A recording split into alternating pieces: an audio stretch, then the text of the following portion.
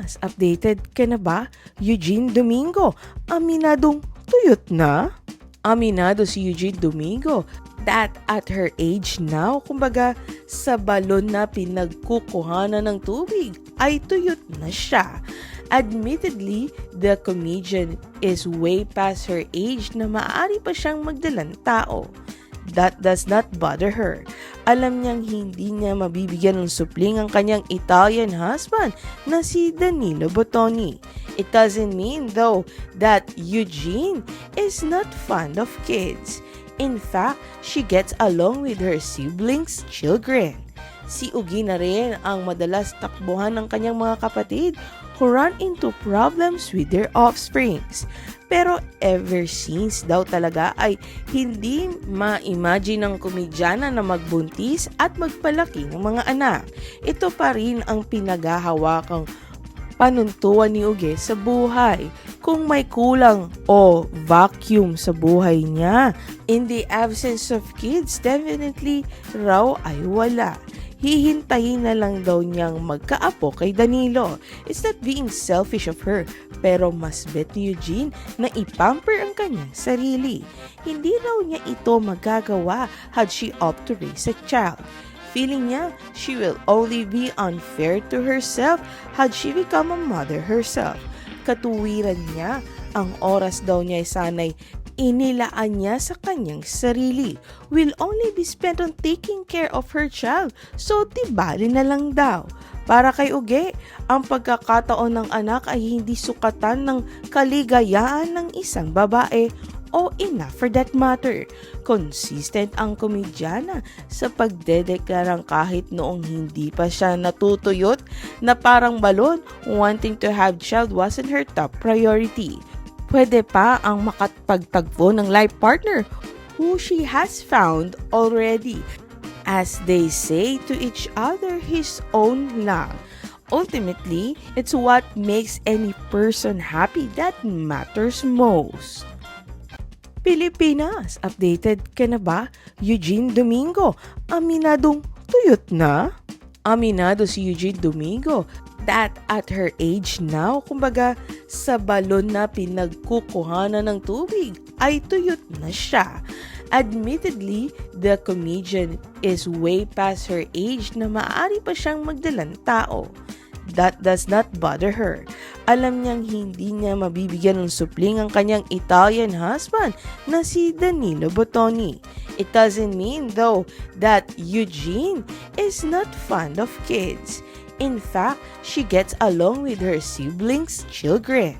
Si Ugi na rin ang madalas takbuhan ng kanyang mga kapatid who run into problems with their offsprings. Pero ever since daw talaga ay hindi ma-imagine ng komedyana na magbuntis at magpalaki ng mga anak. Ito pa rin ang pinaghahawakang panuntuan ni Uge sa buhay. Kung may kulang o vacuum sa buhay niya, in the absence of kids, definitely raw ay wala. Hihintayin na lang daw niyang magkaapo kay Danilo. It's not being selfish of her, pero mas bet ni Eugene na ipamper ang kanyang sarili. Hindi raw niya ito magagawa had she opt to raise a child. Feeling niya, she will only be unfair to herself had she become a mother herself. Katuwiran niya, ang oras daw niya ay sanay inilaan niya sa kanyang sarili. Will only be spent on taking care of her child, so tibali na lang daw. Para kay Uge, ang pagkakataon ng anak ay hindi sukatan ng kaligayaan ng isang babae o ina for that matter. Consistent ang komedyana sa pagdedeklarang kahit noong hindi pa siya natutuyot na parang balon, wanting to have child wasn't her top priority. Pwede pa ang makapagtagpo ng life partner who she has found already. As they say to each other, his own lang. Ultimately, it's what makes any person happy that matters most. Pilipinas, updated ka na ba? Eugene Domingo, aminadong tuyot na? Aminado si Eugene Domingo that at her age now, kumbaga sa balon na pinagkukuhanan ng tubig ay tuyot na siya. Admittedly, the comedian is way past her age na maaari pa siyang magdalang tao. That does not bother her. Alam niyang hindi niya mabibigyan ng supling ang kanyang Italian husband na si Danilo Bottoni. It doesn't mean though that Eugene is not fond of kids. In fact, she gets along with her siblings' children. Si Ugi na rin ang madalas takbuhan ng kanyang mga kapatid who run into problems with their offsprings. Pero ever since daw talaga ay hindi ma-imagine ng komedyana na magbuntis at magpalaki ng mga anak. Ito pa rin ang pinaghahawakang panuntuan ni Uge sa buhay. Kung may kulang o vacuum sa buhay niya, in the absence of kids, definitely raw ay wala. Hihintayin na lang daw niyang magkaapo kay Danilo. It's not being selfish of her, pero mas bet ni Eugene na ipamper ang kanyang sarili.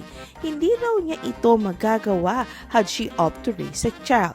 Feeling niya, she will only be unfair to herself had she become a mother herself. Katuwiran niya, ang oras daw niya ay sanay inilaan niya sa kanyang sarili will only be spent on taking care of her child, so tibali na lang daw. Para kay Uge, ang pagkakataon ng anak ay hindi sukatan ng kaligayaan ng isang babae o ina for that matter. Consistent ang komedyana sa pagdedeklarang kahit noong hindi pa siya natutuyot na parang balon, wanting to have child wasn't her top priority. Pwede pa ang makapagtagpo ng life partner who she has found already. As they say to each other, his own lang. Ultimately, it's what makes any person happy that matters most.